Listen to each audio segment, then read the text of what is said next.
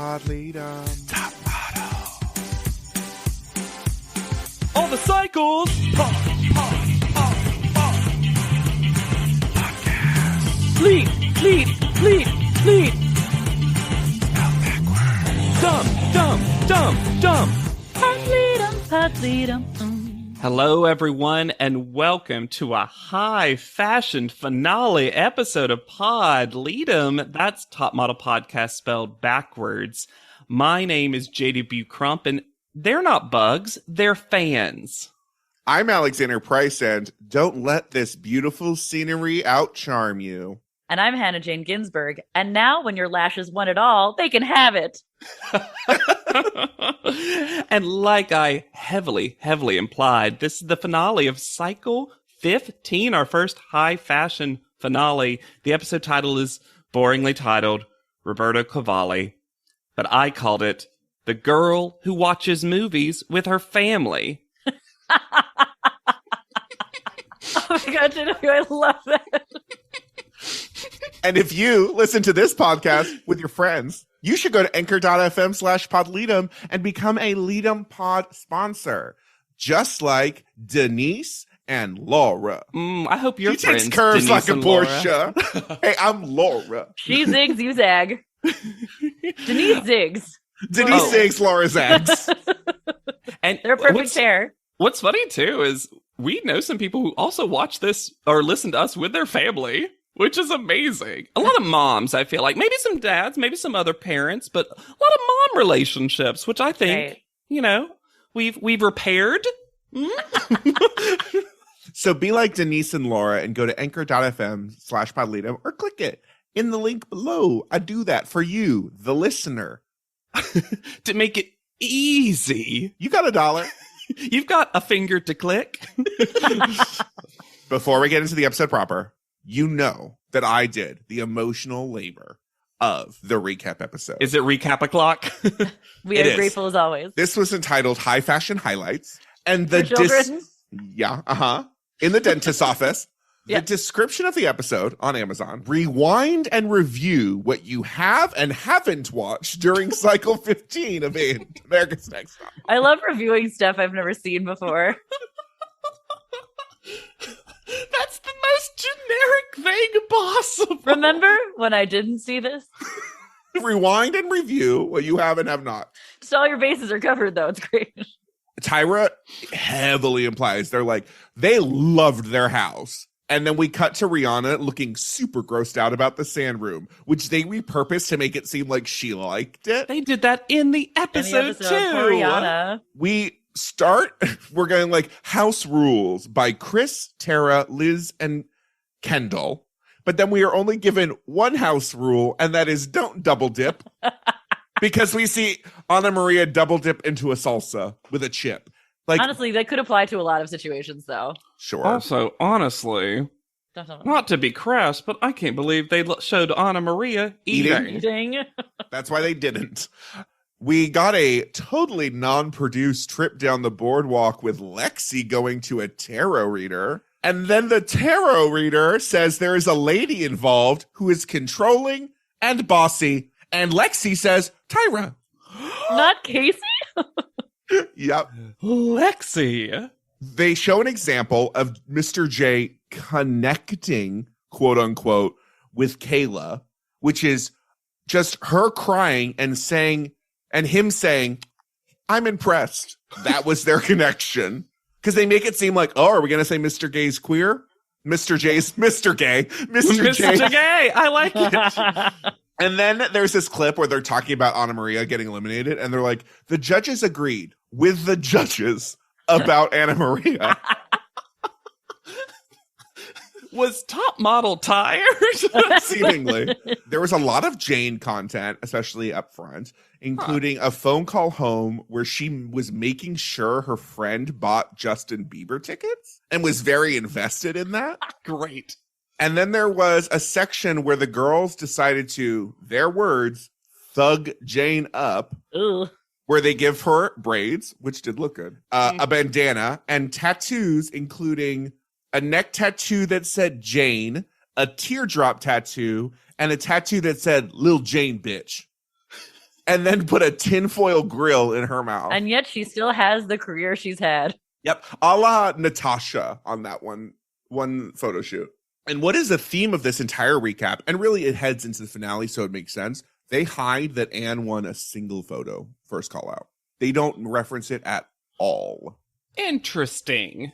During the grill barbecue, they added extra smoke, like special effects, to make it look like they burned stuff. What a steamy barbecue with the boys. We get the introduction of Myrtle, who was Chris's alter nerd ego, as in the parlance of the show. And it was a tactic to get rid of the men. So Myrtle was, the grape thing? I think that was also a Myrtle character. Oh my God, I love it. It was like, the recap is almost, just watch the beginning to get Myrtle, because Chris is like, she's just like, I'm a model. It's great. I love it. It's like putting on your pajamas to get people to leave your house. Mm-hmm. There was also this weird fight about margarita mix / tequila, because Chris heard from someone that Casey said that Chris drank the tequila margarita mix, but Chris was underage and she needed to come and confront Casey about that. And then Casey didn't have an apology and was like, why are you angry? It was the most Casey fight. And then there was an uncomfortable moment where there was a naked man on the beach who's clearly having like a mental health crisis that they all just like laughed at and made funny music under. Great. Yikes. Yeah. All the photographers got Tyroned in the recap. It was very strange to see any Tyroning in a recap episode. That's never happened before, but they're like, this is in their contract. It was, and remember the photo shoot with He Who Shall Not Be Named? They had a separate fitting with Lori Goldstein, which means that they knew for 2 days that Kayla's shoes did not fit. Wow. Ugh. There was a really awkward interaction between Kayla and him where she clearly is like forced to sit down and talk to him. And then there's a voiceover that blames Kayla for it making it awkward when he clearly was terrible. It was very strange. And there was a whole section about Liz flirting with Kayla and asking for kisses. And this was clearly remember when Liz was like, I don't have a baby. I'm angry. I'm going to have a drink. Liz gets flirty when Liz drinks. So she's not just laying in that bathtub. She is also flirting. Cutie Kayla's. No one's even bisexual. There was also a lot more like teaches that we weren't shown. Like when Zach Posen came to the house, he and Miss J did a whole runway teach. I'm glad they got one. Why don't they show that though? And one of the mean bully models to Jane and Esther said, girls, I hope you both fall flat on your face. Good. Great.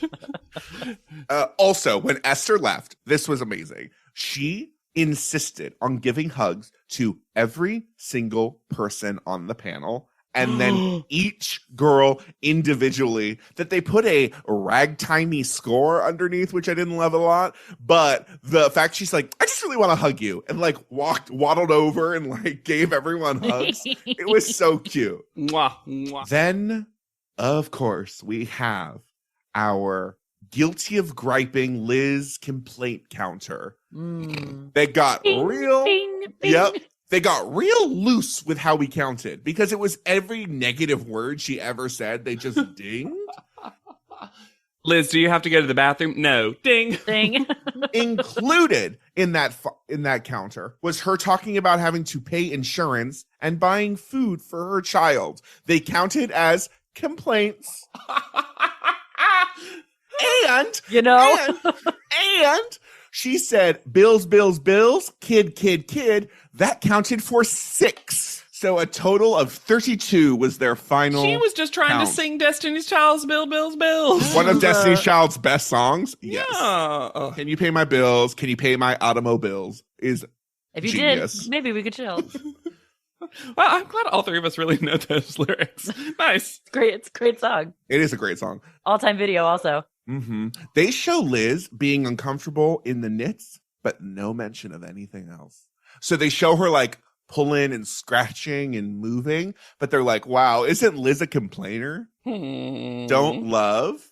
Oh, you aren't ready for this. So remember how we talked about how how Chris and Jane stumbled upon Versace by going to the restaurant across the street? Yes. Yes. That's not true. They were told that that was Versace, but it was actually a place called Versus, and it was a spa. The restaurant wasn't even helpful. No. We also got a gentle prank on Chelsea for her birthday involving a fake broken tub with Anne fixing it, Chris fake falling and screaming, Jane running for help, and then Kayla hiding in the closet with presents from Chelsea's parents. Aww. Why would anyone believe that Anne was fixing a tub? I have no idea. It sounds like Anne wasn't in this recap at all, though. At all. They had Chris. Also, Chris did full bits because Chris is like, oh, I've watched this show. I know they show the girls leaving the house. Chris tried to steal the Krista Tyra photo on her way out, and they just showed her being like, I'll take that water bottle. I'll take this bottle. Like, just like Good. walking around grabbing. Good. And Kayla and Chelsea, for their not prize, practical prize hotel thing, they also got a private lesson with Miss J for walking. Show that. And basically the whole storyline when we get to the end is Chelsea is and knows fashion and was underdog. There's zero mention of callouts, and they end it with Challenge wins, photo wins, nothing. Yeah. who will win? Anne, shy and awkward girl with the statuesque couture photos from Dallas, Texas, or Chelsea, the hardworking, freckled, beautiful, pale beauty from Boise, Idaho. Wait, beautiful pale beauty, really? Beautiful, pale beauty. Oh my God. Also, Anne, suntanned Anne. Anyway, so it was a lot, and it really sets up what we're about to talk about in the finale. Yeah. The mean edit of this group had its growing pains and cuts straight to Lexi. I thought her voice sounded normal and like what you would expect from a previously, which was nice. Yeah. They also said 14 unique beauties, and I say that was not one of the categories. We had quirky, we had brunette, we had blonde. Because they're all unique. Also, and at the end, we're leaving two girls left in the running. I also want to put into our pantheon, as much as we love Wiggly Legs Katie, Kendall's quivering post-scream lips are very funny to me. When she goes, oh. Her eyes are just still so bugged out. It's really funny. I also liked impressing some top designers and Zach posing, hi! Well, hi! The way they describe Chelsea makes me think that the show doesn't know who Chelsea is. The girl who gave into the competition with the most experience, hard work, and determination. Can she prove to us that she's the high fashion winner? Yes? No? I don't know. The whole finale is trying so hard to set up the dichotomy of challenge champ Chelsea versus obvious winner from a photography standpoint, Anne. But they still don't mention any of the first callouts. Well, because there's so little suspense in this whole episode, but the editing tries its ding darndest to make you think. It's such a weird, dissonant experience. Because from what everyone is saying, the words that are actually being pronounced and put into the world would make you think that Chelsea has this sewn up. Yeah. Oh, but yeah. It's so obvious that she's not going to win it at the same time the whole time. Because they just it's not even that they hate Chelsea. They just don't care for her. No. Again, this would have been so much more interesting if it was Kayla. If it was Kayla, you could justify a Kayla victory. She got 2 #1 photos. She won some challenges. She would represent something new.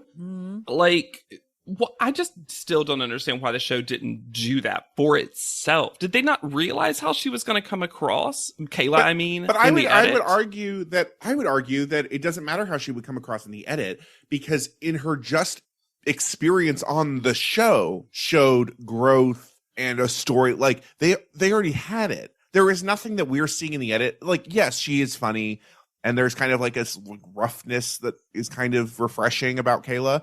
But I think just her journey that the show is telling us in like panel is enough to make her more competitive with Anne than Chelsea ever was. All I can think is that Tyra just didn't like shooting her. Yeah. Like Tyra did the video and wasn't feeling it. Yeah. Maybe. B footage. Hey, that food stand's back again. Why? And then we get the most uncomfortable I've been in a while, and that's Chelsea cutting pizza in a box in bed with a huge knife on her lap. On her lap. We just got so much marinara stagliatella remixing too. Yes. But just I forgot where we were. I was expecting her like femoral artery to like be blasted open, LashBlasted open in this bed. We are going to hear Chelsea in this episode talk about how much she wants this and for how long she's wanted it. So many times, to the point where I was like, is Chelsea Jade just without the poetry and delusions? Kind of. You know what? And that number keeps getting moved back and back and back because now she's wanted to be a supermodel since she was three. There is a close-up on Chelsea's psychotic smile as we hear Chelsea in her talking heads. Like she is hearing her talking heads in the moment. I know that things get cut together. We talk about like confessional continuity all the time, but I truly believe that most nights Chelsea was getting wine drunk, going into the confessional and sitting there for hours talking about how much she deserved it, how long she's wanted it, why Anne is terrible. Like, I think she was doing that every night. I kind of love that Anne references and thinks of graduating high school as a big accomplishment, because I actually don't think we get that narrative enough, because graduating high school is an accomplishment. Yeah. But people think about it as such a default. And I like that Anne says her two biggest things right now are graduating high school and this competition. That's nice. Even nicer, we finally get live footage of Bacon Cat. The motion editorial Bacon video. Cat looks just as good on a moving camera. Being carried in like a queen. There's a couple things also when they get back to the house. The digital art said, and you aren't ready, transformed, exciting, and winner Anne. It did not. Winner Anne?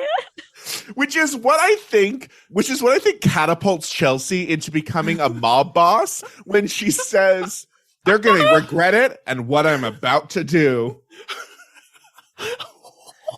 Well, Chelsea gives us the most delicious passive aggression. I feel like Chelsea spends this whole episode first making the case for herself, but also at the same time, like dropping hints about why she's too good for the prize she's not about to win. Yeah. Because she's looking at all the covers of Beauty in Vogue. Oh my God, the covers are all very editorial and like not what I would automatically assume beauty to be. As though she knows what Beauty in Vogue be. Well, but also I was like, oh wow, a rare time that Chelsea's Alexander, because it's like not a beauty photo, not too far away, too much. She also is like positioning herself as the Sharpay Evans to Anne's Gabriella of like. That is exactly what is happening here. She's like, I've put in the years. Dude, like, I would recap it as we're different because Anne's a dilettante poser and I've wanted this for 40 years. I just turned 23 and I've wanted it for 32. Also, Anne keeps saying that Chelsea has a huge personality, which I disagree with. I mean, compared to Anne, I guess. I guess everything compared to Anne is a giant. Anne must have been overwhelmed by the likes of Chris and Tara when the sister duo was there. When the White Sisters came in with their comedy act. Tunnel transitioning through time via the power of tunnels. Neither of these girls can narrate for shit. No. Missing Kayla. They arrive at a very long way late. And we are greeted by someone whose voice is so unpleasant to listen to. And not Valentina. I thought yes, you don't like Valentina? I hate the way Valentina speaks. Really? It grated on every last nerve. I did not find it notable either way. She seems like she hates Vincent, the girls, this job. Oh, that's what English I like as a about language. her. That's because because here's what's about to happen. A real photo shoot. A real Mr. J free photo shoot. And of course, this means that we will not get to see those photos. Nope. It's like they never existed. And you would think that they probably had an impact on the eventual decision that is made in this episode. I actually thought they were going to be judged at the final judging. I did too. Well, that would make sense. Also, we somehow get ruder than Mr. J when Valentina says to hair and makeup. We need to talk about Vincent Peters, though. The world's most disinterested photographer makes Vincent eye contact Peters, 0% of the time. He has Lana Del Rey syndrome. Yes, he does. Where his head is apparently too heavy for his neck. So he's always got it all the way to one side or the other. I know you did more research than I did, Alexander. Yeah. But I just want to say, I went to his website. The first category of photos available is woman. And at the very bottom, there's a quote from himself. It's all trash. You don't make a photograph just with a camera. You bring to the act of photography all the pictures you have seen, the books you have read, the music you have heard, the people you have loved. All right. Okay, I got a worse quote. Please. In an interview in 2021. This is recent. Oh no, and it's recent. He said, I figured out that modeling agencies allowed you to shoot very young girls that needed pictures. Eventually, a friend of mine gave me his photographs. They were not even my own. And I went to one of those agencies and showed them his pictures. Then the rest of the interview goes on to say how he's disgusted that people try to pass off other pictures as their own and has filed claims against people. He sucks. He also is like, wow, I guess I'm just lucky. I thought I was great and I am great. It's very like straight het failing up exceptionalism, right? It's that just like, he's just so good that like, of course he was going to be successful. It's just so gross. And this was 2021 and you said pictures of very young girls? And also just, why tell that interviewer any of those things you did? Yes. And it's all like, this like, you don't know what beauty is. I know what beauty is. Anyways, before we move on, I have to say at the end of the interview, they do 14 answers with Vincent Peters, where they give him a word and he gives his like response, right?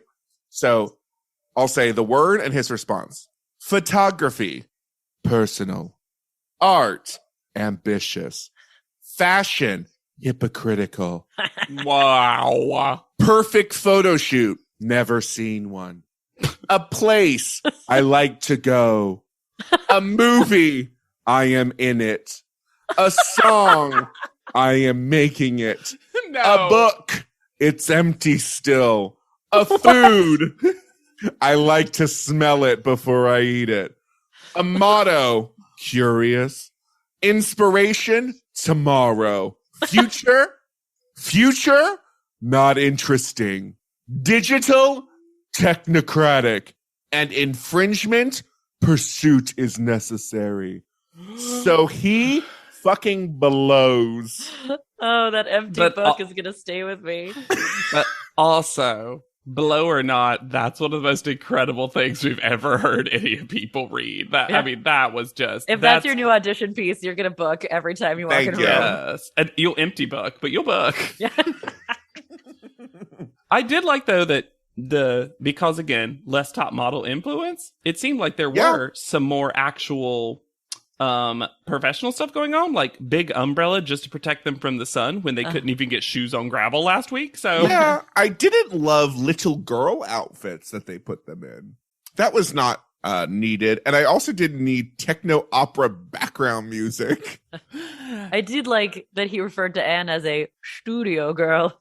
Well, he is German. I know. I love the way studio. So on Anne, studio girl. Studio girl. couture high end. I thought it was fascinating how fine he seemed working with Quiet Anne.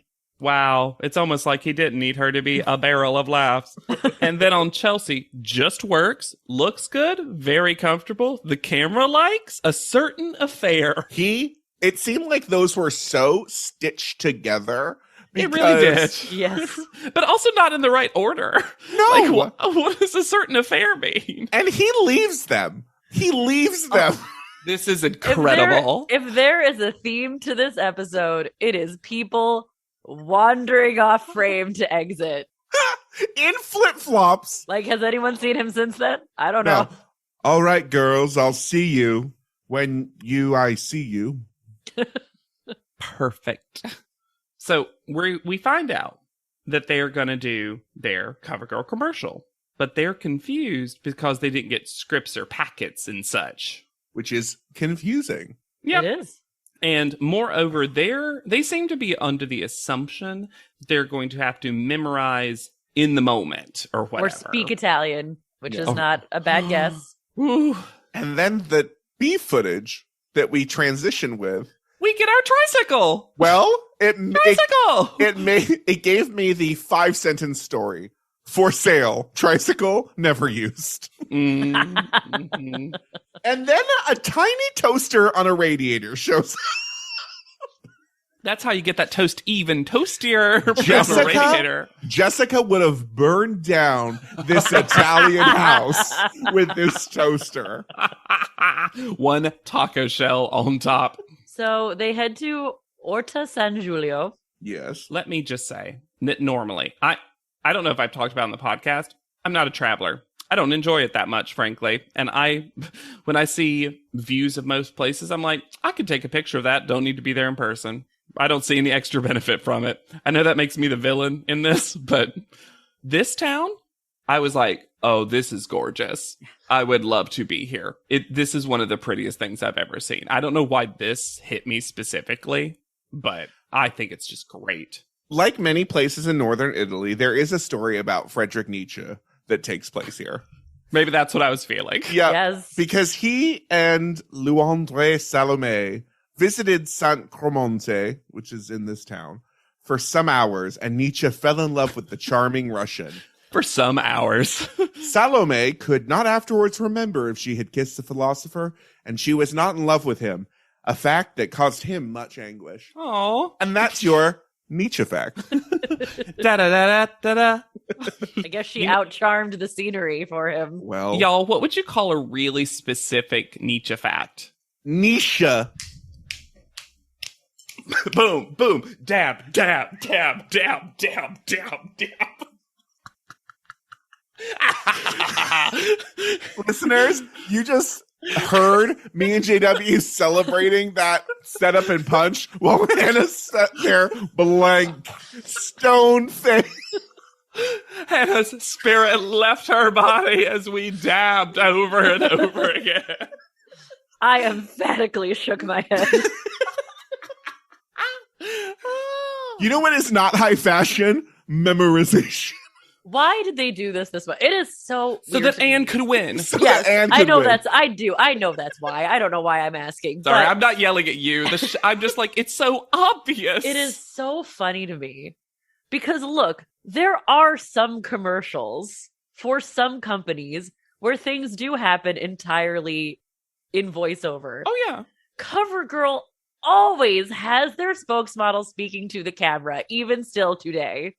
Always. Also, they even would if not. it's just the final line, easy breezy, beautiful cover girl, you're at least gonna say that in real time. Which, to be fair, spoiler alert, they do. But there is always, I feel like there's always looking into the camera and talking about the product. That's the whole point. We've literally been told it is It's a about blend. friends. And later, like, the judges will blame them for seeming like they're more interested in gelato than the makeup. And that's because they never interact with the makeup on camera. Chelsea has 2 seconds to wave a mascara wand around in the air. But what you're saying, Alexander, is correct. That CoverGirl has told us it's like talking to your best friend. It's like Yeah. talking to your little sister. They loved Uh-huh. that one back in the day. Yeah.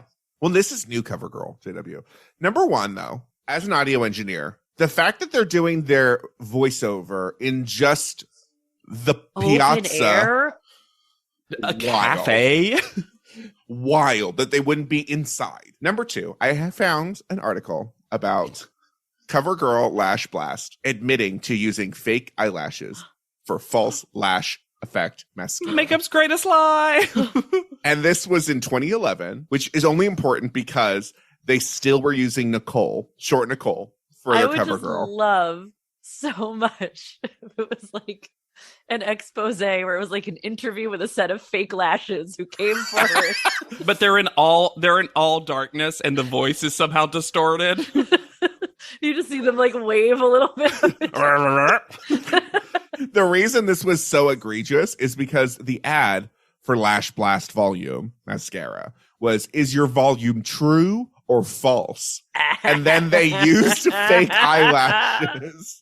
That is fantastic. So, wow. Anytime the two of you are about to do something, I'm going to come up, put one hand gently but confidently on your shoulder and right to your face ask, is your lash blast true? Or false. Anne gives us a perfect top model word salad. Yes, she That does. is entirely true. When she says, for the motion editorial, I got first video. The first video was real because she's not wrong, but why would we say that? And then they have a little shot of her looking at the mascara like she's never seen one before. Also, so we're not going to have Krista here, apparently. I know we get her later in the episode, but this is normally when you get that previous winner to come back and say Lash Blast Fusion Mascara.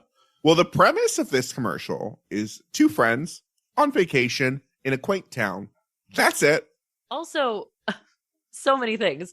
First of all, this is the first time our male models aren't on set. They're not like meeting some like Right? clothes to go out on the water with, because that's what it really seemed like the commercial was going. Right? Second of all, so I guess Mr. J just directs commercials now? Well, maybe for the last time ever, because spoiler alert, we're told their acting is cheesy and they were directed that way. Yeah. That they don't do enough.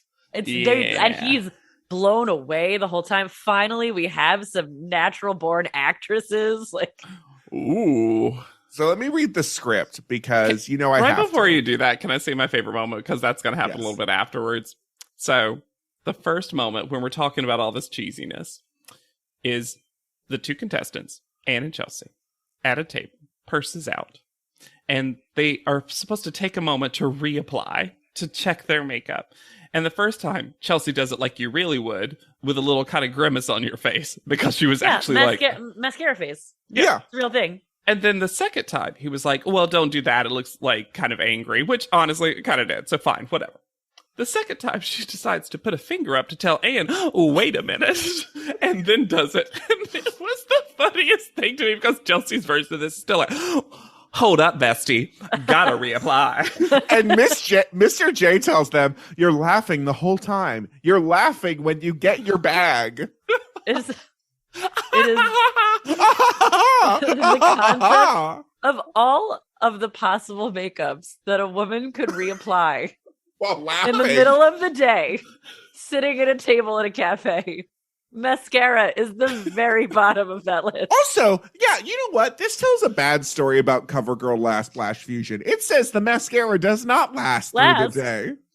Yeah, the one you reapply while you're eating afterwards is lipstick. We have a thing for that. Or powder. You're getting shiny. Sure. It's hot and For all that muggy. heat, you got the spicy food.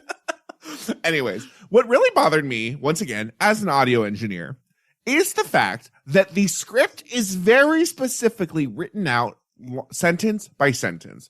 And in a real setting, as we keep saying, this is real. This is how real commercials are made. They make them go through the script once and then do it all again with no pauses between the sentences. That is not how your audio engineer wants the lines. No, you know how they so much more work. That. You never do that. The days of choosing between volume and length are over. Now, when your lashes want it all, they can have it with LashBlast Fusion, CoverGirl's first ever volume plus length mascara.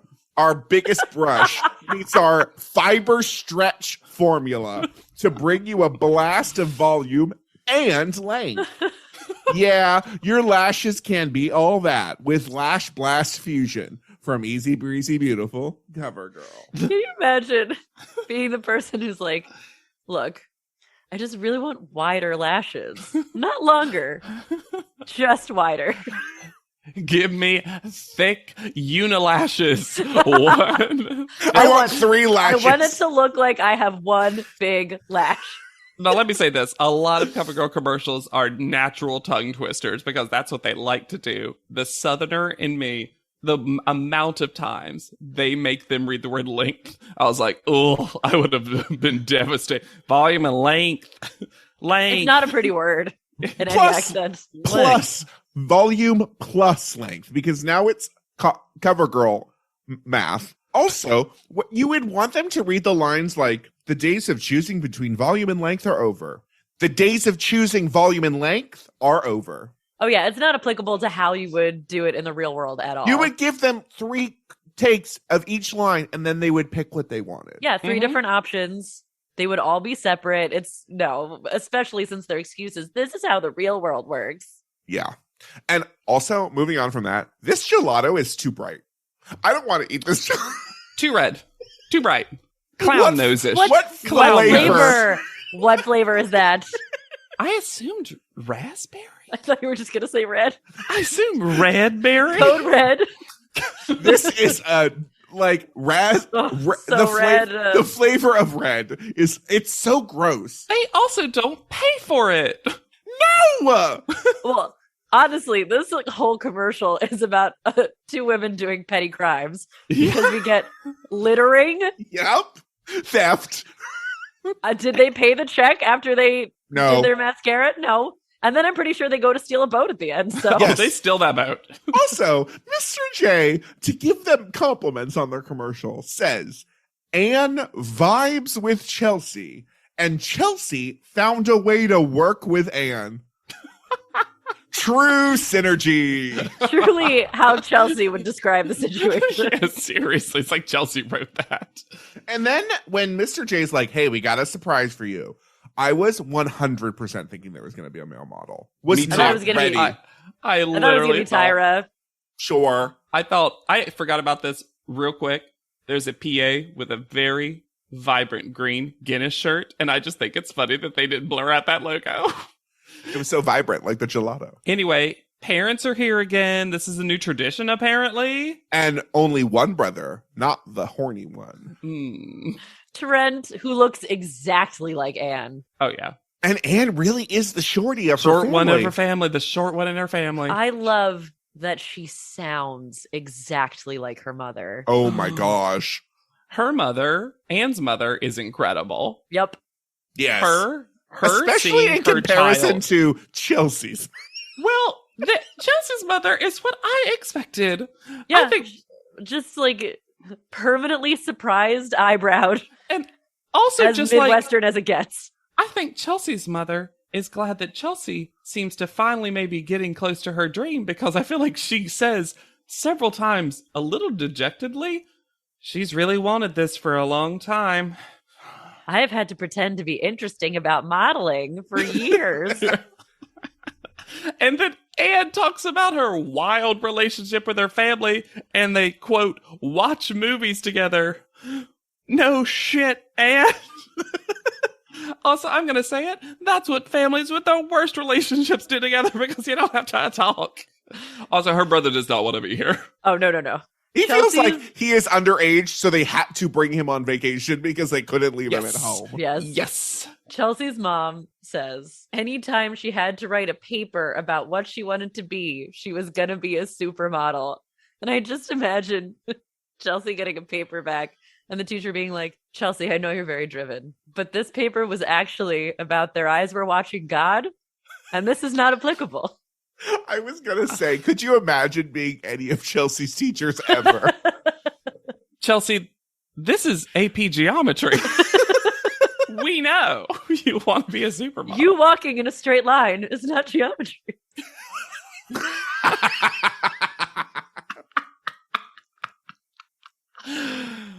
The only research I did for our cover girl photographer, besides not being Jim DeYonker, is that Federico is a little cutie patootie. Mhm. And that's all of my research. Cutie patootie. Mr. J makes this big deal about how they're going to have to do it on their own because he won't be there for the cover girl photo shoot. He usually isn't, right? No, he's not. That's not a thing he does. Because usually we have Sweet Jimmy D. Yeah. He works a lot, Federico. One thing I found that I didn't like was his sets feed on emotions, improvisations, and unexpected events. I don't think that's a great way to have a set.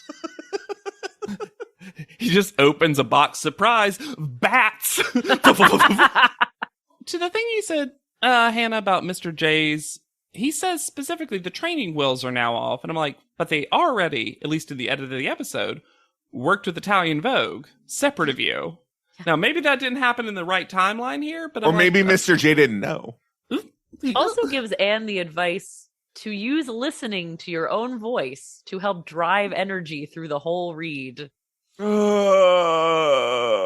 Also, why can't Anne look at the script? It's a voiceover. It's on the pillar. They've taped it on the pillar. Oh, thank God. Also, we refer to Italy as a beautiful, exotic location. And I'm going to say something right now. It is not exotic. Italy is not exotic by the parlance of this show. You've been here twice before. It's true. Mistaken as I was in that other episode, they've been here 47 times already. They really want Federico saying something about how Anne is better than Chelsea. And they can't quite get him to say it. Because he says, Anne, I loved her. I found her to be an incredible editorial girl.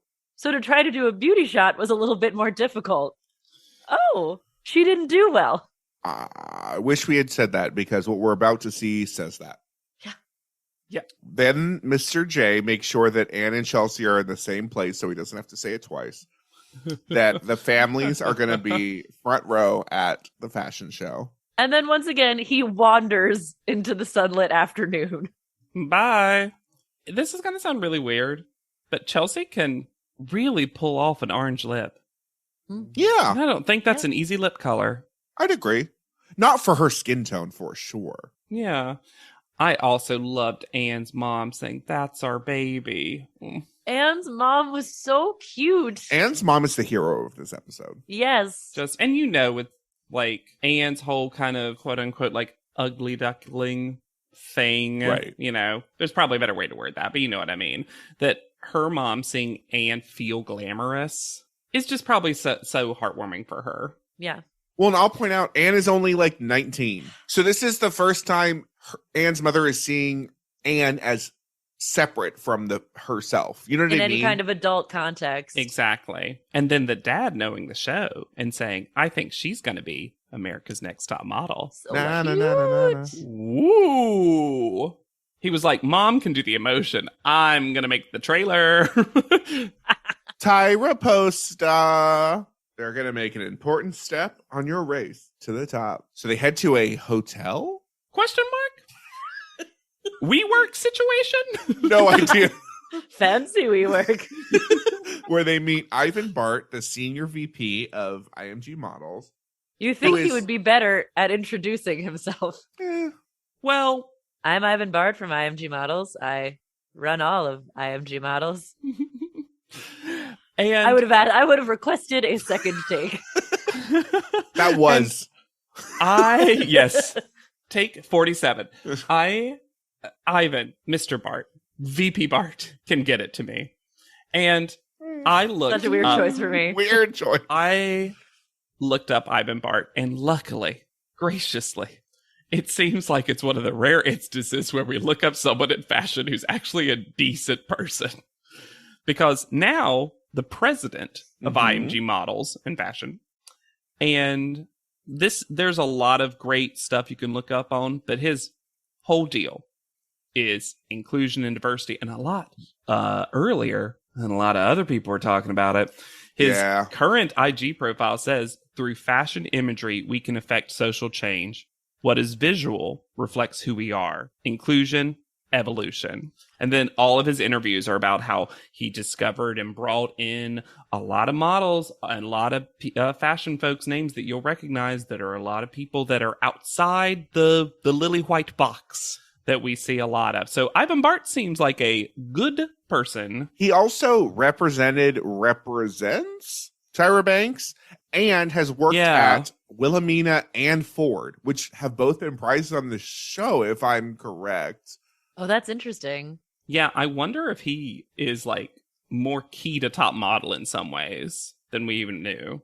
Yeah. They each do little meet and greets with him. Why is Chelsea so condescending about this? Right? Because it indicates that he has a say in this decision that Chelsea seems to not understand. Well, then when she's like, this little meet and greet with Ivan, and later when she's asking Anne about it, how'd your little interview go? You would think Chelsea would be enthralled by this. No, Chelsea is so high on her own supply. She already believes she won.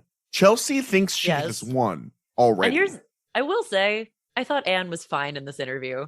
Fine. I thought they were pretty equal. Yeah, she was no worse than Chelsea. Big personality Chelsea. Ivan Bart's little crossed arms, the crossed arms of, I'm not on camera a lot and don't know what to do. They're real high. People are?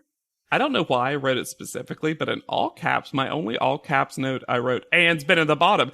Anne's never won a challenge. And I assume it's because Chelsea was just screaming at mouth agape. Yep, correct. Because even Chelsea is now dismissing and ignoring the first call-outs.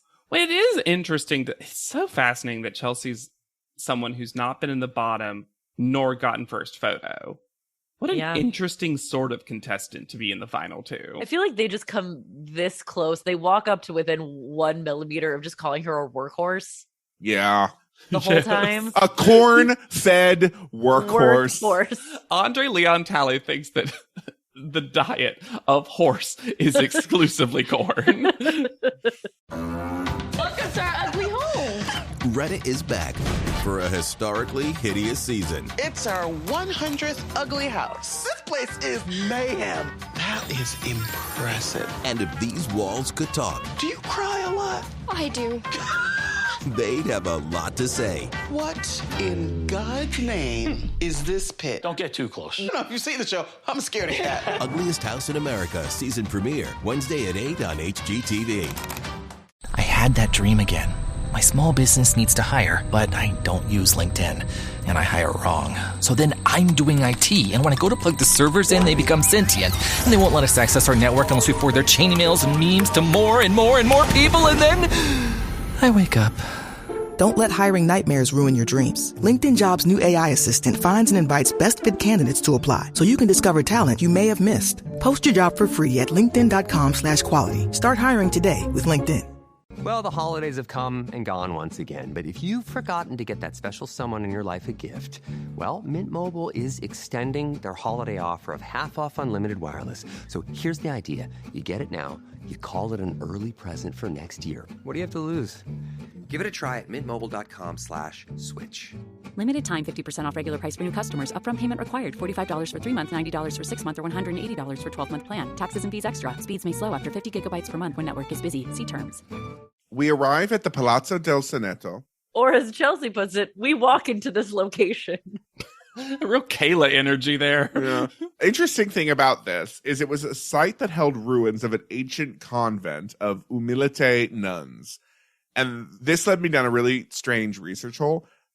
It was a sect of nuns that were started by the wives of a suppressed sect of monks that centered their practices on charity, frugality, and severe penitential practices. Ooh. And there are still 5 independent houses of humility nuns in Italy. Strange. What I was most interested in was the little red Christmas ornament clip art on the printed out sign that says, to me, someone needed to print out signs and found the first template that they had. You know, Mr. J makes a point of saying that this is a real runway show, which is funny because both Anne and Chelsea keep talking about how all of this is just for them. Yes. I would also point out that this is for Just Cavalli collection, which is Roberto Cavalli's ready-to-wear line, not his high fashion line. And it looks it. Uh-huh. Although I'm going to also argue, I also don't feel like a lot of it was ready for anyone to wear. It really doesn't. Like, I know I'm not the fashionista that the two of you are, but like, this was what some of the ugliest clothes to me. I did like a lot of the shoes, but I don't even know if those were shoes from just Cavalli. Well, they must have been, but also what they did to them is wild. Also, I brought this up with Jane in a previous photo shoot, but big, huge, chunky square bracelets must have been having a moment. They must have been. Because those geometrical nightmares are everywhere. Did either of you ever wear big chunk square? I mean, the closest I had was a real BCS big chunk square. To be fair, the closest thing I had was and I still have it. I'll show it to you one day. I have a pinky when I ring. earn it. Yeah. Well, you say that. I have a pinky ring that is squared off, that is the heaviest piece of jewelry that I have. And the fact that I used to wear it on my littlest finger for, I would say, 10 years is a testament to my day strength. Or your polite strength. Oh. Do you want to know my weirdest, and I definitely still have it, and one day I may honor you with its presence? Yes. What were they called? Jewelry. Mm-hmm. I was obsessed with little ring watches, which are definitely things that like pimps wear. I also really wanted I loved canes, and there was one at a Cracker Barrel that had a huge diamond on the top of it, and I did not understand why my parents wouldn't buy it for me. And I don't know why that was the height of fashion to me, but I was like, yes. But they did, from a Sears catalog, get me this black and gold ring watch. And I still honestly think it's the look, but it doesn't go with anything that I own. Talking about canes, for my wedding, my Persian grandfather, and Hannah might remember this, I do, brought a cane that was a sword cane because he was into it. And when we took pictures for our wedding, it looked like he was a mob boss. And we were in the mob because there's so many women in my family. So it was just him in the middle with my grandmother sitting with me and Christopher, who looked like maybe like the sons that will eventually inherit with all these women around him. It was perfect. With your very Italian husband, absolutely. Yes. If you ever had a reality show, like that's what they would try to make it, like a Bravo. Oh yeah, Bravo for sure. Yeah. Oh my God. If I ever come into a lot of money, you're getting a luxury caftan and you're getting a luxury cane. Thank you. I can't wait for you to do that and buy them at the same store, and that person be like, why are you buying these ugly, expensive things? For my friends. For my friends, because I love them. Well, we've flown back. Your friends. Flown back. Okay. They show a photo of each of these girls, like we've forgotten who they are. And if I were Liz, I'd be pissed. Yes. Imagine. And she had a #1 call out. Yes, she did. And they took the fallen angel photo. Because, we got Chris gets angel. underwater. Chris gets underwater, which, yes. And Jane gets one of her out and about. The beauty shot. Yeah. Yes, yeah. Great. Which is amazing. And then Kayla gets wrestling, which she should have taken first call out for. But I thought. You mean Kayla, our little redhead girl, who they re-brightened her hair for this one thing? And reflattened. I would be so angry if I was Kayla. I would be so angry. You got a good color, and then they went back to this color. Also, we didn't forget who Kayla was. She No. was just here. And you know who else is here, but as a non-entity? Krista. Yeah, but for the little moments they let her on camera, I was like, Krista was great. I still love Krista. Krista should have been in a high fashion cycle. Yeah, she should. Krista would have walked away with this cycle. I put Krista looks great and says nothing.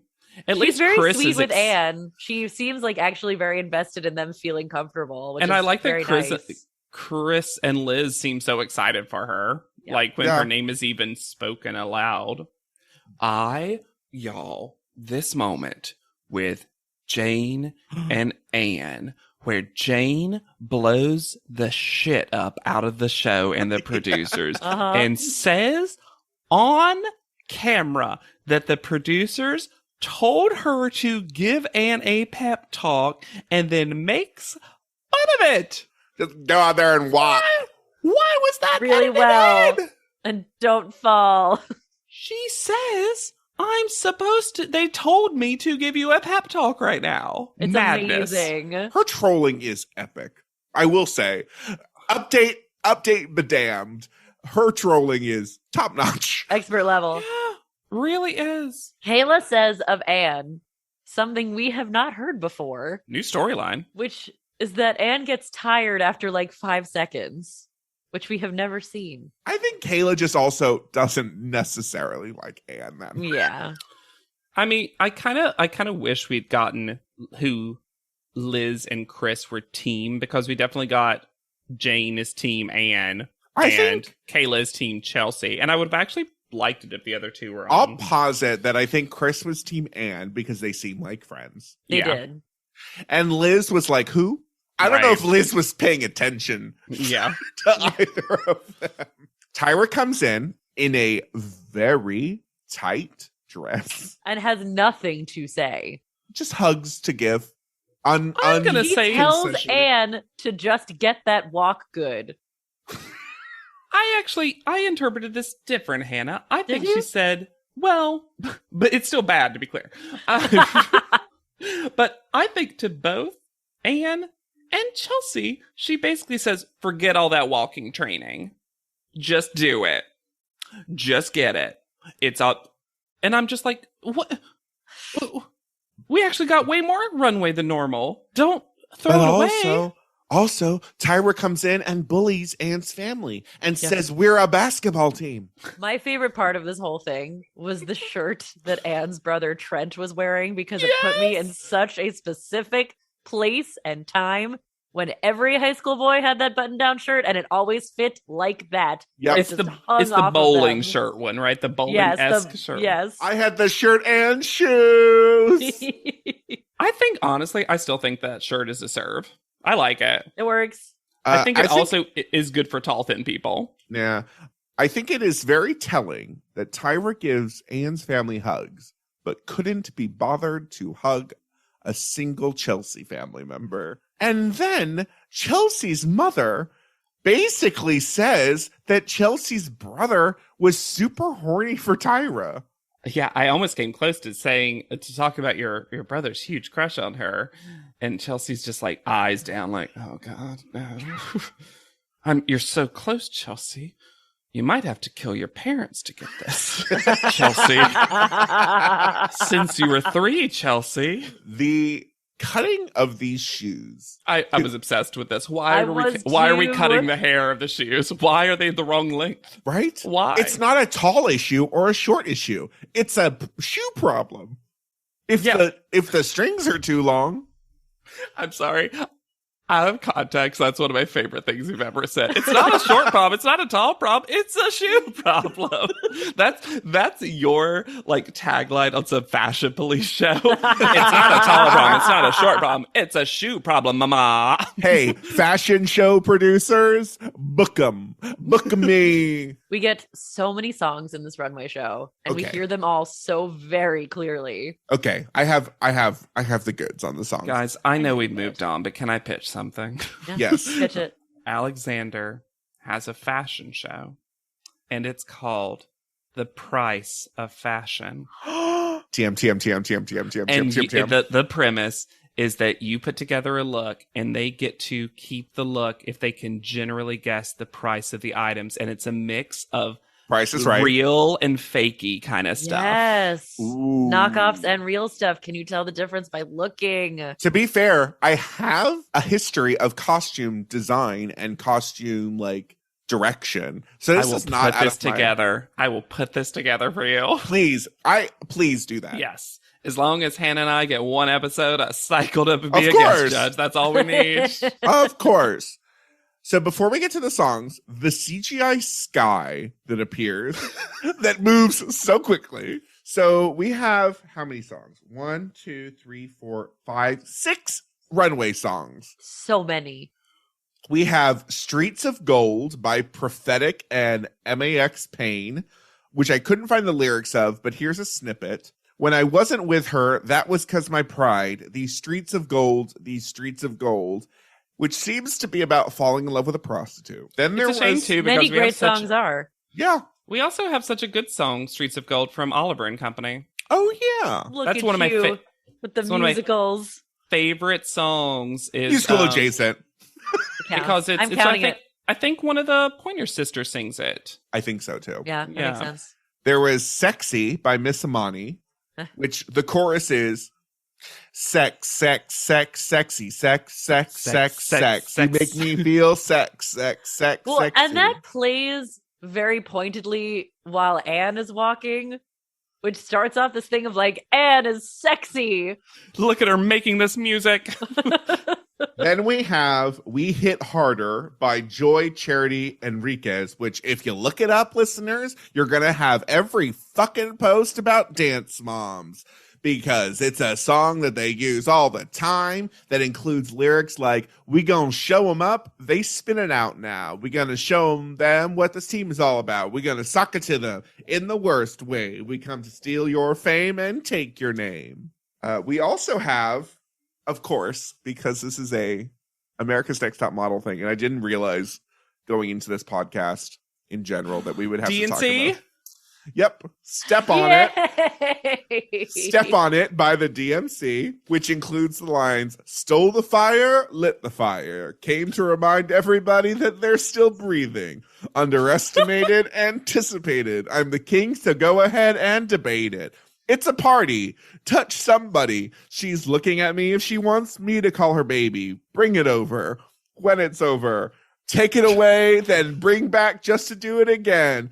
Do not mind them. Let them mind me. 2 brains is better than 1, if you know what I mean. Y'all have to do a cover of a DNC song. I really thought you were going to say, lit the fire, stole the fire, told everybody your fire's missing. It's not that. Who took your fire? Not me. Spoiler, I took the fire. There's a second DNC song Good Lord.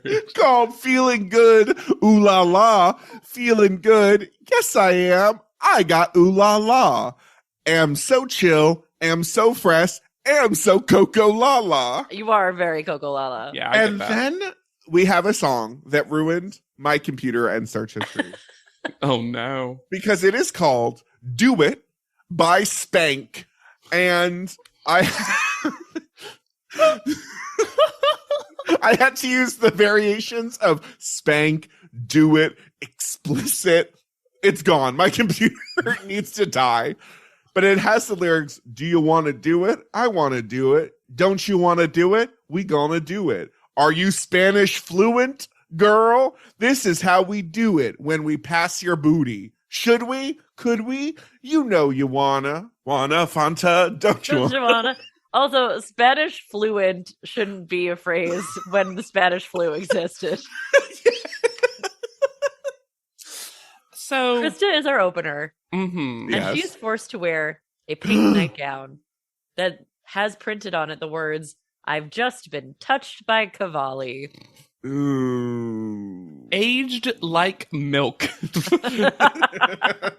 They put Kayla in the ugliest outfit I've ever seen in my life. Okay. I'm okay with us mentally preparing for this, but I think we got through the music. We have to talk about Anne. Because Anne, there has never been a more obvious, good, or at least successful enough walker and someone who is unbookable for a runway. And the thing is, it's not just the walk. No. It's her face. Her face is the worst part.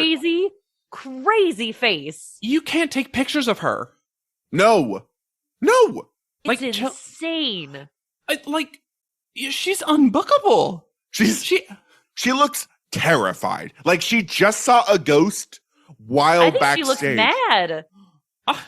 It's just, she doesn't blink. They're huge. The eye makeup does not help either of those things. No. I'd never seen it. Most of the time when I would get to the finale, sure, like one walk's better than the others, but it's so rare that I'm like, wow, one was terrible and one was great or whatever. But this time I'm like, there's a winner. Yeah. And it's not like Chelsea was like, oh my God, this is the best walker that I've ever seen in my life or anything. But she was fine. She didn't stand out as bad. No, not at all. Mr. J says, this is a mess. Y'all, Mr. J is in charge. So if it is a mess, whose problem is that? I thought the same thing. There was a lot of backstage rushedness that seemed preventable. And I can't tell how much this is editing and how much this is the only thing Chelsea was saying. Because when you line them up side by side and you get Anne being like, I just want to be a role model for people who got picked on. And Chelsea is saying, I will be very upset, honestly, if I don't win. Here's the thing, and it's part of like why I also like Chelsea. Chelsea wants to be a professional working model. That's all this is. Yeah. She just wants to win a contract. She wants to have a career. Clearly, she's been wanting it since she was a sperm in her father's nut.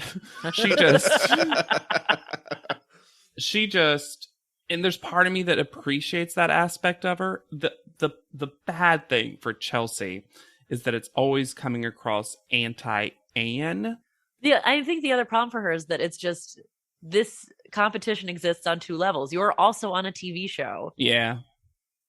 You have to be able to talk about other stuff. Two other things bad for Chelsea. One, Jane served in those sunglasses. Yeah. And number two, Chelsea. I actually thought Liz was pretty good too. I thought Liz was really good. Yeah. And also, Chelsea eye fucks the camera while clapping so aggressively. She does. That I was really uncomfortable. There's that one point when Mr. J says, what do you mean we don't have enough girls? Like, Mr. J, get your show together. Also, for the first time ever, there is no post-show talk with Tyra? No. This whole episode had a little bit of weirdness to it. It felt like Tyra was weirdly absent. Well, I guess it's good. Honestly, though, I'm glad that they got those moments with their parents instead of with Tyra. Yeah, their parents were going to be there. Yeah, and I liked Anne almost falling out of her shoes to get to her parents when she like walked past them and didn't realize and then had to turn back. At panel, we have Tyra drunkenly singing Luce. Also, Nigel reaches for a phrase that he doesn't quite make either time when he says, I feel like the high court, like the supreme judges. And then Tyra tries to do a Supreme Court nod by getting like a piece of string and doing like a limp gavel. And then behind all of this, there's this weird dance remix of a heart machine. Oh my God. So tense. And then like the show never brings up, but it is so awkward that Cavalli is at the judging, but wasn't at the runway show. Yes. Why is he here? It just delegitimizes everything. And also, there's just not room for him because they also have J. Manuel there. Why?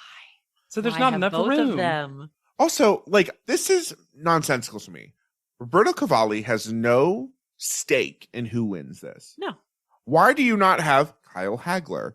It really just Franca. feels like Franca we got Sozzani. Cavalli. It's just a we got Cavalli. Yeah. But then That's have all it him for is. the episode before that, where they're choosing models that he wants to walk. Can you? Yeah, but except he wasn't going to see the show, so it wouldn't have made any sense. Yeah. Conspiracy theory. Do.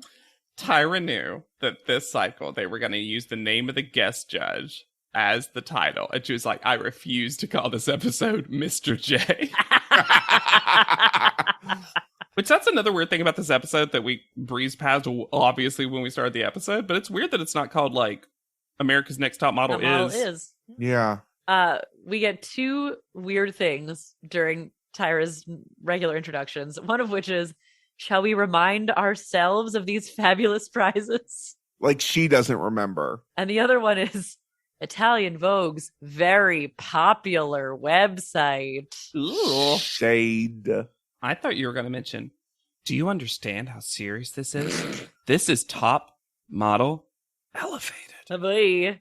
Also, Tyra is back on her one shoulder weird leggings. Yeah. Bullshit. And a couple things about Roberto Cavalli. In 2013, Naomi Campbell and Iman criticized a number of designers for their lack of racial diversity, including Cavalli.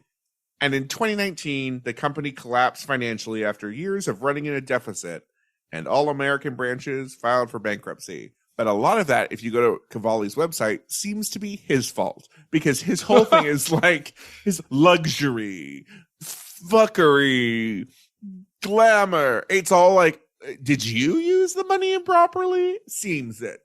The tagline for the price of fashion: luxury, fuckery, glamour. I wrote the note, and I need you to help me parse it. Why do fashion shows have toxic audience members ready to hate Chelsea at a moment's notice? Oh, now that I'm reading out loud, because someone said to Chelsea, there are people who are ready Tyra, it's to love Tyra. you, people who are neutral on you, and people who are there to watch you fail. And I'm like, I don't know if anyone's that passionate about individual models. No, not on a fashion show. They are not there. They're there to see the clothes.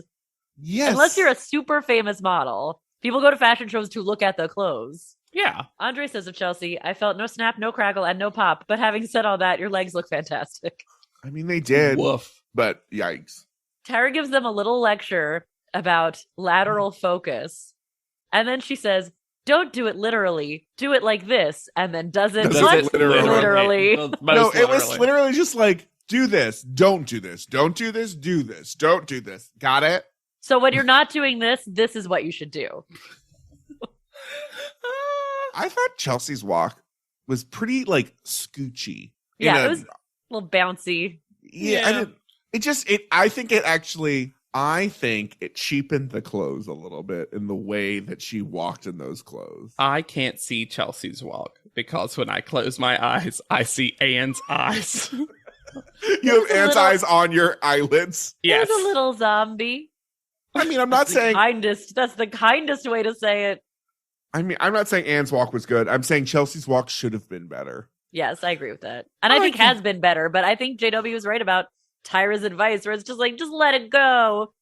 Then we get the commercial and this first cut, wipe, zoom of a thing is the most wild thing we've seen in a CoverGirl commercial. I forgot I did this. I wrote my own narration for the commercial. Let's hear it. It's so short. We're lost. Fuck this map. We're not going to pay for this gelato. This boat, it's ours now. From easy, breezy, beautiful. CoverGirl. But and then just a rev of a boat engine. But not cheesy. The voiceover is also the deadest thing. It's so dead. They talk about Anne's voice needing work, but I thought they were pretty equally dead. Yeah. Also, sometimes I couldn't tell the difference between them. There is also so much post that everything looks fake. It looks like it was done on a green screen. And for being in such a beautiful, exotic location, it didn't look like they needed to be there. Oh no, it looked like Euro Disney. Yes. And Anne, I just gotta say, at a certain point, I do feel like I'm piling on, but she holds her. She ice cream wins, cone. Hannah. I know. Anne doesn't need me. It's fine. She holds her ice cream cone with the very tippy tips of her fingers. Yep. Like she knows she's gonna drop it and doesn't want to get it on her clothes. Yep. But would you want that red ice cream on your clothes? That's not coming out. It's not. No amount of Tide pen can remove the color of that gelato. I mean, would it show up on her mud brown dress? When they start critiquing the commercial and someone was like, it just looked like you preferred the ice cream to the makeup. I'm like, well, yeah, because he gave them a scene about getting ice cream. Also, I found it so frustrating for them to be like, this commercial sucks. The director of the commercial is sitting right there, and he's not blamed for any of it. Nope. It's not their fault they got bad direction. Well, it just really doesn't seem like a usable CoverGirl ad. No! This is somehow worse. This is somehow worse than bodyguard helicopter ride off the island. Somehow. Yeah, at least that one was kind of weird. This is just... And it still had the hallmarks of a CoverGirl ad. Yes. Yes. You could literally put JW's narration under this commercial and it makes just as much sense. But I love that Tyra's problem with it is that it's too realistic. Oh my God. And also, no one agrees with her. And that's my favorite thing, is that, They're like, yeah. Sure. Why was there a close-up of Anne's hands taking the digital camera out of the bag? Oh my like it was a Nikon commercial. When Chelsea just took the mascara out and the compact. We need to talk about these CoverGirl photos because these might be the worst CoverGirl photos ever.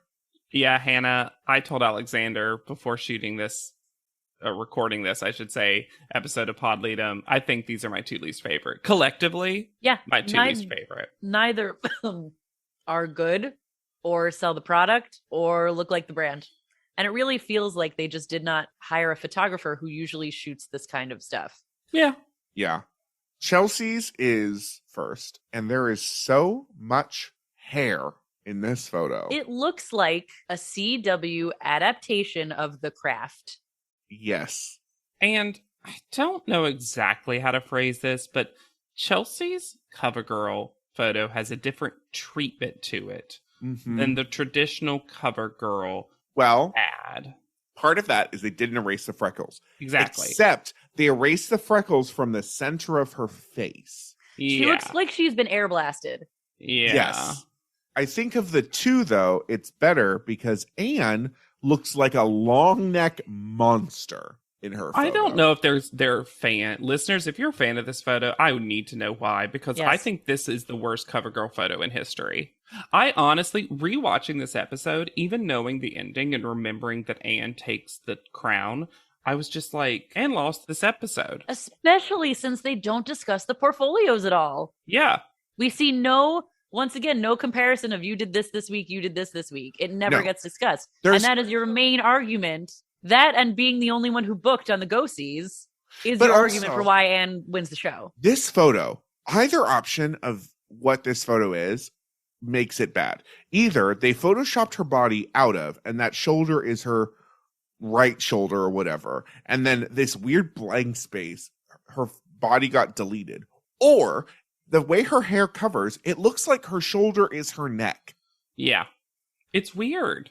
And just everything about it is like, I just don't understand how it would even get selected. And I do think that they just hired the wrong photographer. I don't know the guy's work. I'm not trying to say anything bad about the photographer, but it's like, and maybe I just miss Jim DeYonker too much, but this just seems like someone who did not know how to get a model to deliver a CoverGirl photo. Yeah. Which should not be that hard. But I think also the CoverGirl brand is at odds with Milan, high fashion Italian Vogue. Yeah. It's not the same thing. I don't know. There's just something really, I feel so scared of this photo of Anne in a way that I should not be. It looks like she looks like she's in pain. Yes, and it also looks like her head is on a long neck. Yeah. Like a Beetlejuice character. This is terrifying. And this is when I realized that we were not going to see the shots they took for Italian Vogue, which once again, I would assume is one of the reasons that Anne ends up winning. Yes. But I don't know because I haven't seen them. You can even just do an example shot, not even the full spread or whatever. Who cares? I do like that Andre calls Anne a bird that's been put into captivity for a moment. Just a little captivity as a treat. Catch release. A little too much. Private panel. The fish eye lens of the panel table. Before we get to the panel, I just really want to say that I love that Anne's gentle prank move is to deny the high five for 30 seconds. She does it twice in this episode and it works both times. Chelsea falls for it every time. And Chelsea's, we're the best top 2 ever. You literally never got first call out, Chelsea. I think that Roberto Cavalli is bringing out Andre Leon Talley's worst qualities in this private panel. Although I do enjoy his speaking voice. Oh, sure. I'll be honest, Roberto Cavalli's comments within panel didn't bother me at all. Most of the time, I thought he was being pretty kind to both of them. Yeah. I agree. I'm just saying I think that Roberto Cavalli's presence is making Andre perform in a way that isn't pleasant. I get that for sure. I also think that we learned something about Jay Manuel that we haven't learned this season, which is that he hates Anne. he despises Anne and takes credit for Anne's success. Anne's so interesting because some people in the top model world seem so like she's so frustrating to work with. And I could see a version of Anne that is frustrating to work with. And yet every time we've seen her work with just one of these mini top fashion photographers, they seem fine with her. Yes. She seems like normal for real fashion industry, but frustrating for top model fashion industry. Yeah. Well, and this whole discussion really boils down to there are certain things that we look for specifically in the winner of this contest that Anne is bad at. Yeah. However, Chelsea, none of us are wild about it. Yeah. It really seems like you two did not get the top 2 people from this competition. It also probably is difficult for 13 cycles to basically be looking for one kind of thing in a couple of different forms, and then having a cycle where you have to recalibrate exactly what you are looking for in the winner. Yeah. And I think that's probably very difficult for Tyra especially. Yeah, I just don't think she didn't really want, like, it's these two sides of Tyra that are very at odds with itself that just don't work within the show, where she wants this kind of like acceptance from the fashion establishment, but also is so invested in creating her own kingdom and like making women over in her image that those two things just don't fit together. Yeah. And then she gets legit pissed when Nigel breaks the show by saying, well, actually, they're pretty young to actually know all that much about fashion. Does it really matter? The screaming that ensues. I think she was actually mad. Yeah. Like real mad for once. And yeah, she yells at him. And then screams over him to Andre. I didn't like to Jay. To Jay. Suddenly she and Jay were best friends again for a shining moment. Yeah. When we bring the two women back in. I'm sorry, can I say the sentence? Please. That Tyra says to them. Only one of you's dream. The dream that so many models have that never accomplish. Ever. Only one of those dreams is going to come true now. It's just so strange to have no comparative language stated. They don't look at the photos. It's weird. It's so weird for a finale. Anne wins. Anne's dream is fine. After a literal drum roll.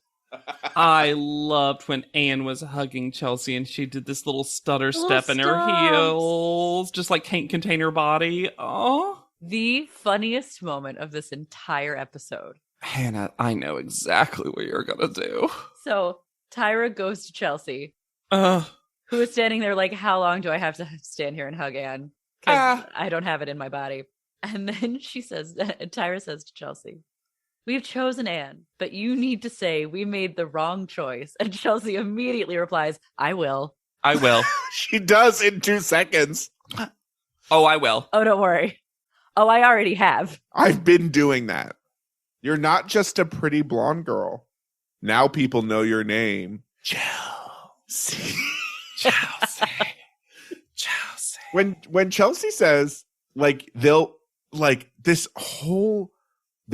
be sorry. You'll be sorry you ever crossed Chelsea. It really is the energy. We joked that it was a villain origin story, but like it really is. And then Tyra does not take a photo with Anne. Yeah. And because Tyra's not high fashion. Also, how did we not see Bacon Cat for one last time? And we do not see a cover of Italian Vogue. No. A cover of Italian Vogue Beauty, a spread Pictures. from either of those magazines. We see pictures from Vogue.it.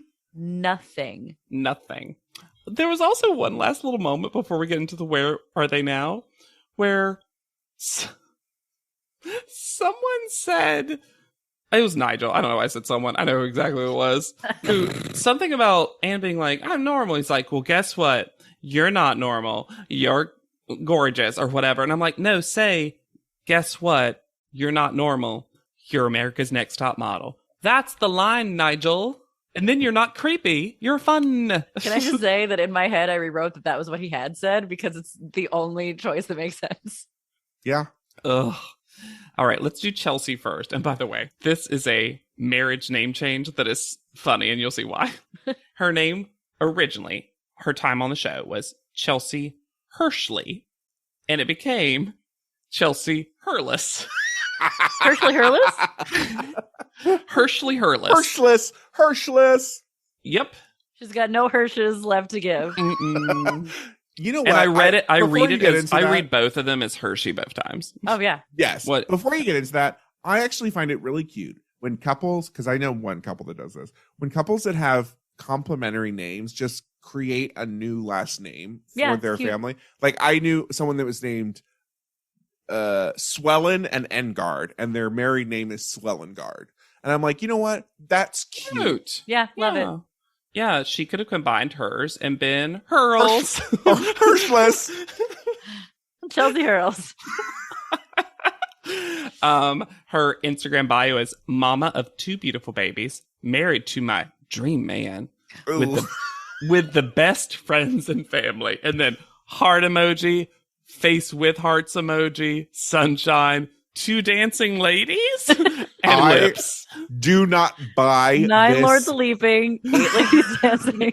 5 golden rings. I don't buy this Instagram profile for an instant. Here's the, you kind of won't believe it. There is almost no real update on Chelsea. She really didn't model for that long after this. Well, she was 23, so how could she have? 1 foot in the grave.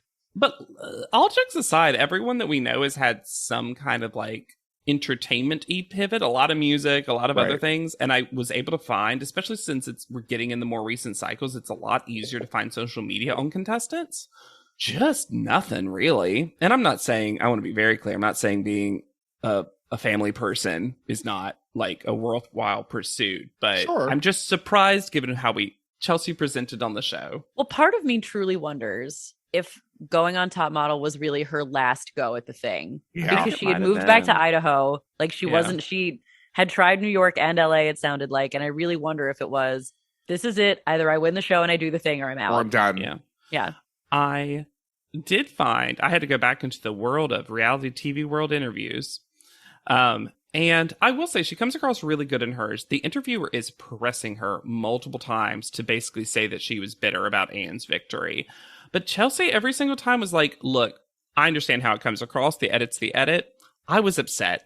I really, this competition meant a lot to me. I was upset, but Anne's great. Like, Anne deserves this. I'm not going to take that away from her. It'd be like, but she never won a challenge. She's like, yeah, but that's not what they were looking for this cycle. And like, I'm glad I won what I want. Like, she keeps repeatedly being like, so I do think that Chelsea is probably someone who just doesn't really have a poker face, was really like letting herself look and react a certain way in the moment. Little day drunk on wine Chelsea all the time. Do you think there's a world in which Chelsea was cast on the last cycle and Krista was cast on this cycle? And they each won?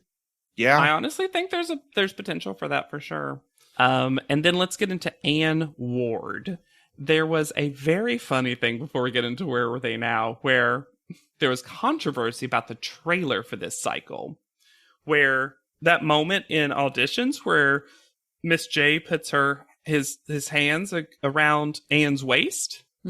Right after that, the shady editors of that trailer edited in Tyra going, there's something about her I like. And we saw the real show. That's not what she was like referencing. But Tyra immediately released a press release being like, I am sorry for any confusion, anger, and disappointment at the show, but that is not what I was commenting on. And it's a rare time that I think Tyra actually didn't do that. Did dirty. Yeah.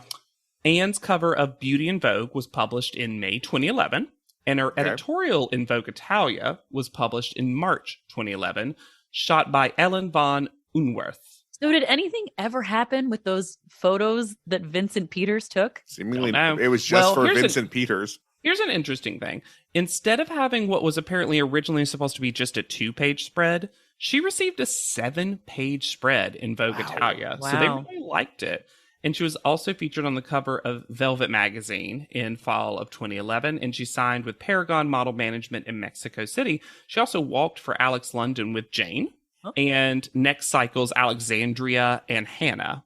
She has since retired from modeling. and now works as an illustrator and graphic designer for comic books, video games, and animated short films. And she even sometimes hosts live streams of her drawing. And I found she has like 26,000 followers. She's Ann M. Ward 91, and she has a very fun vertical business card, which is an illustration of her.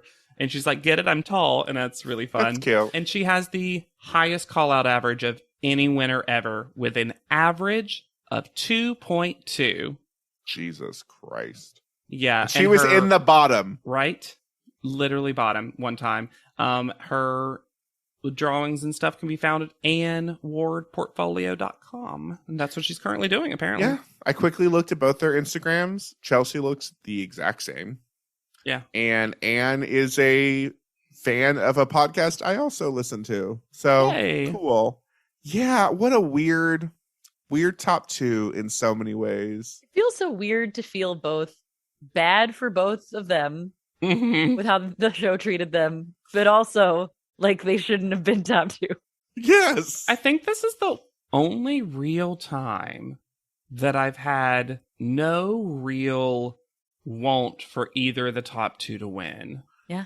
Yeah. I remember when we were talking about this cycle, thinking and saying, I'm really interested in examining if Anne really deserved all those call outs.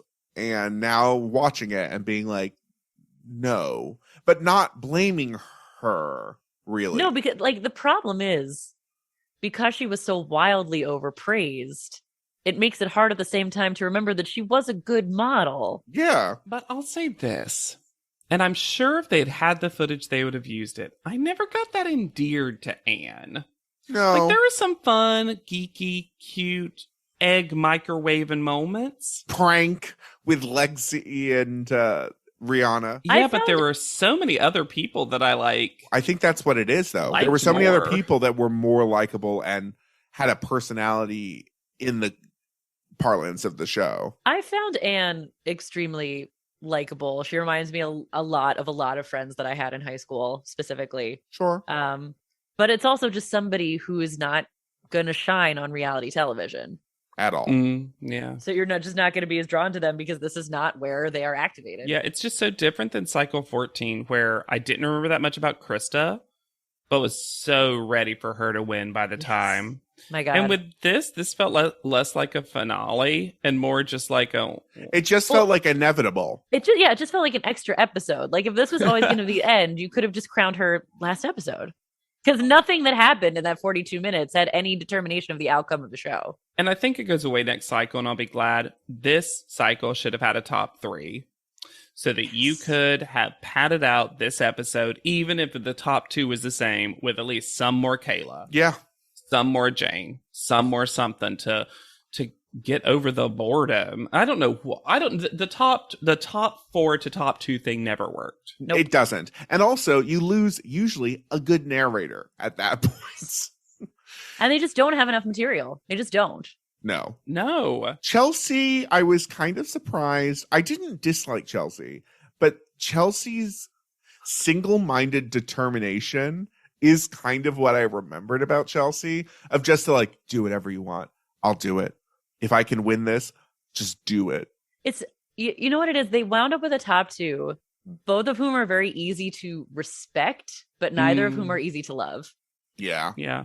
There's, in some ways, Chelsea reminds me of a version of Melrose, but with Melrose, you got a little bit of fun reality TV bonkersness. Yeah. And we just never got that from Chelsea. Like, Hannah, you said you mostly liked Chelsea when she was day drunk one time. Yeah, that was our best Chelsea for sure.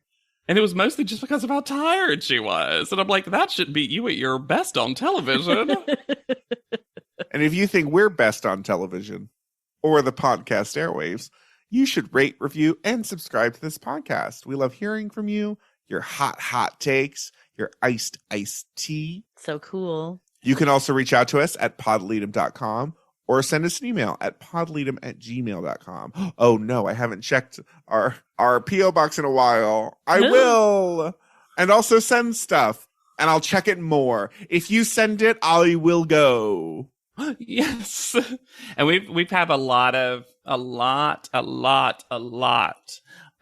emails coming in. And I want to pause it because we're going to do a mailbag soon. I want to do something a little different. This is something I'm springing on Alexander and Hannah, but I think it'd be fun.